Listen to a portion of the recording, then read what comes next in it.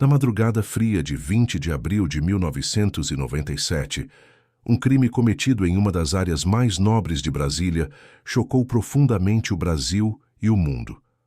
Um homem indígena foi queimado vivo enquanto dormia em um ponto de ônibus a poucos metros dos prédios que representam o poder político do país. A vítima se chamava Galdino Jesus dos Santos, pertencia ao povo Pataxó Ran, tinha 44 anos e estava na capital federal reivindicando direitos básicos que nunca chegaram completamente ao seu povo.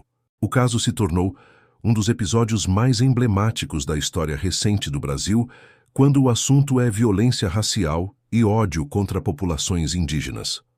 Galdino nasceu na Bahia e fazia parte da etnia Pataxó Ran, um dos povos indígenas mais atingidos por conflitos de terra no sul do estado. Era pai de 5 filhos e, como muitos indígenas, enfrentava dificuldades econômicas e negligência do poder público em áreas como saúde, moradia e demarcação de terras. Em abril de 1997, Galdino viajou até Brasília para participar das atividades em alusão ao Dia dos Povos Indígenas, 19 de abril. Além das manifestações culturais, lideranças aproveitaram a data para cobrar providências do governo federal em relação à assistência às comunidades indígenas. Na capital, Galdino participou de reuniões e eventos ao longo do dia. Em algumas versões é dito que ele acabou passando do horário e, por conta disso, não conseguiu entrar no local onde estava hospedado. Já em outras, é dito que, naquela noite, ele havia decidido que voltaria para a Bahia. No entanto, ele acabou perdendo o dinheiro da passagem e, sem nenhuma alternativa imediata, deitou-se em um ponto de ônibus da região central para tentar descansar até amanhecer. Segundo moradores, era uma área urbana bem iluminada e considerada segura. Por volta das 5 horas da manhã, 5 jovens passaram pelo ponto onde Galdino dormia. Eram moradores de área nobre, jovens estudantes, com boas condições financeiras e sem histórico criminal anterior.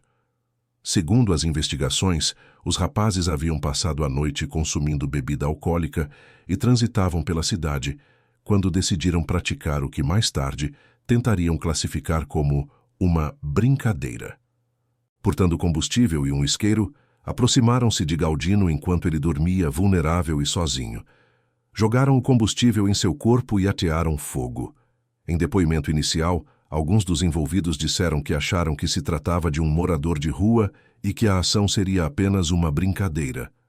Essa justificativa, extremamente grave, só reforçou o caráter desumano da ação.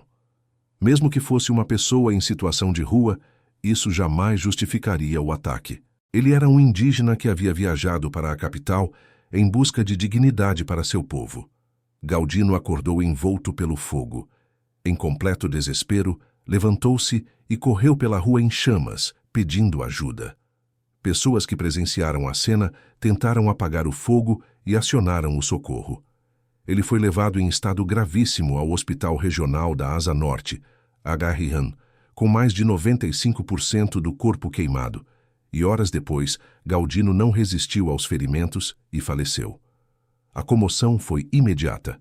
A Polícia Civil do Distrito Federal iniciou diligências para identificar os responsáveis. Pouco tempo depois, os 5 autores foram localizados e presos. Eram todos jovens de famílias influentes, o que trouxe ainda mais repercussão ao caso.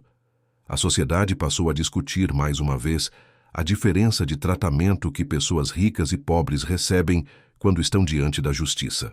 O crime foi tipificado como homicídio qualificado, com agravantes por meio cruel, impossibilidade de defesa da vítima e motivo fútil. Durante o processo, a promotoria sustentou que não se tratava de uma simples brincadeira de mau gosto, mas de um ato deliberado de violência, com plena consciência do risco extremo que estavam criando. O argumento da defesa de que os jovens não tinham a intenção de matar foi rejeitado.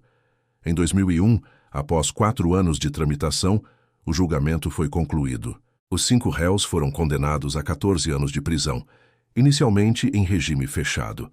Embora a condenação tenha sido considerada uma vitória simbólica para os povos indígenas e para os ativistas de direitos humanos, a sensação de justiça durou pouco. Alguns anos depois, os condenados começaram a receber benefícios legais como progressão de regime, trabalho externo, regime semiaberto e, posteriormente, liberdade. Em menos de uma década, todos já haviam deixado o sistema prisional. A revolta popular foi imediata. Para muitos brasileiros, a punição foi leve para um crime de tamanha crueldade. A morte de Galdino deixou uma marca profunda na história brasileira.